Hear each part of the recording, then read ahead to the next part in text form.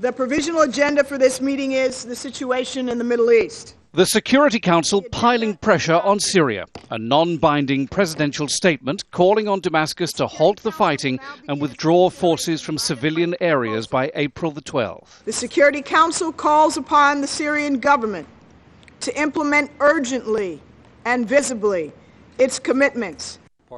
After the formalities, Susan Rice came to the microphones to say the word is that the violence is getting worse in Syria, not better. What we know, as opposed to what the government of Syria has said, is that yesterday, in fact, as in previous days, the violence has intensified.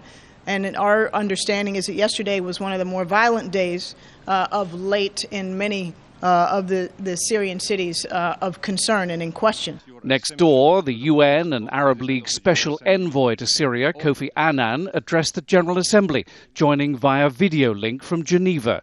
Before he spoke, Secretary-General Ban Ki-moon stressed the importance of the world getting behind Annan's six-point plan for Syria. The stakes are extremely high. Your backing of Mr. Annan's efforts has played a crucial role so far. I urge you to sustain and deepen that support.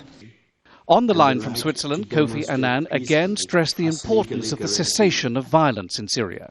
Mr. President, all points of the plan are crucial, but one is most urgent: the need for cessation of violence. Clearly, the violence is still continuing. Alarming levels of casualties and other abuses continue to be reported daily. It could be argued that all this has been political theatre at the UN. The Security Council offers a watered-down rebuke to keep the Russians and Chinese on board for now. Kofi Annan setting deadlines Syria may or may not comply with, and offering very little to back up his threats if they don't. John Terrett, Al Jazeera, the United Nations in New York.